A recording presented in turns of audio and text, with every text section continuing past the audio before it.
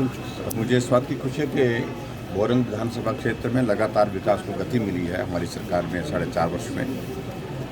और आज हम 13 उद्घाटन और 10 शिलान्यास यानी कि कुल मिलाकर के 23 उद्घाटन और शिलान्यास के कार्यक्रम यहाँ करने जा रहे हैं, और जिसके अंतर्गत लगभग 90 करोड़ रुपए की राशि यहाँ पर खर्च की गई है और जो खर्च करने वाली है। तो एक बहुत बड़ा एक अमाउंट जो है इस क्षेत्र में विकास की दृष्टि से हमने दिया है, और उसमें मुझे पूरा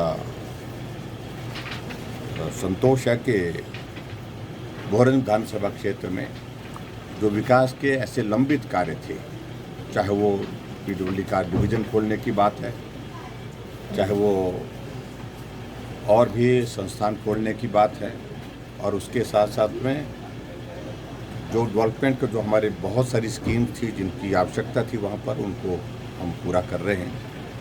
और आने वाले समय में अभी हम कोशिश करेंगे जो और भी जो लंबित हमारे इस तरह के जो काम जो चल रहे हैं, जो वर्क इन प्रोग्रेस हैं, उनको भी कंप्लीट करके उनको भी पूरा करके नवंबर के महीने से पहले जो है अक्टूबर के महीने तक जो है उनका उद्घाटन और शिलान्यास करके उनको समर्पित करेंगे।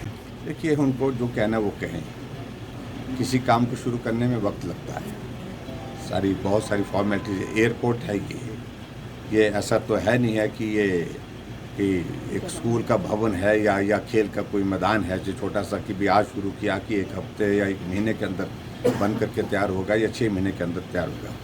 उनको मालूम होना चाहिए, अगर बड़े एयरपोर्ट जहाँ भी निर्मित होते हैं 8 साल 10 साल ऐसे इतना समय लगता है उसमें, और हम इस सारे प्रोसेस की प्रक्रिया को पूरा करने के लिए अगर सही मायने में लगता था कि हिमाचल प्रदेश में कोई बड़ा एयरपोर्ट बनना चाहिए, कहीं भी बनना चाहिए, अगर शुरुआत करते, पेपर मूव करते, फॉर्मेलिटीज़ कंप्लीट करते और शुरू करते तो उनको मालूम पड़ता कि भी कितना उनको तो ये कॉन्सेप्ट ही नहीं है कि इस प्रकार के बड़े प्रोजेक्ट को भी हिमाचल के लिए आगे बढ़कर के काम करने की ज़रूरत है। और हमने अगर कोशिश की है तो उनको इस बात को समझना चाहिए, ये लंबे समय में जनरेशन जो हमारी आने वाले समय में आने वाली हैं, तो उनके लिए एक बहुत बड़ा उपयोगी एक प्रोजेक्ट होगा। और हिमाचल के डेवलपमेंट से, हिमाचल के टूरिज़्म से इस प्रोजेक्ट का बहुत बड़ा एक ताल्लुक़ है। काम करने की ज़िद, मुझे लगता है कि विकास करने की ज़िद जो है, इसको तानाशाही नहीं, वो यहाँ जिस भाषा में मैंने कहा है, जिस संदर्भ में कहा, इसको समझने की कोशिश करें।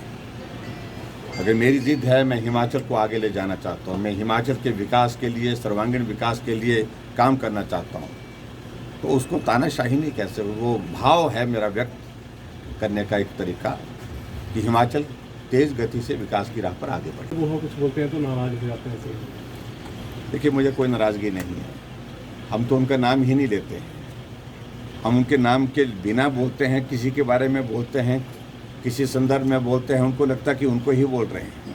वो अपना महत्व अपने आप बढ़ाने में लगे हुए हैं कि मैं बहुत इम्पोर्टेंट हूँ, मैं ही बोलता हूँ, मैं ही बोलना जानता हूँ।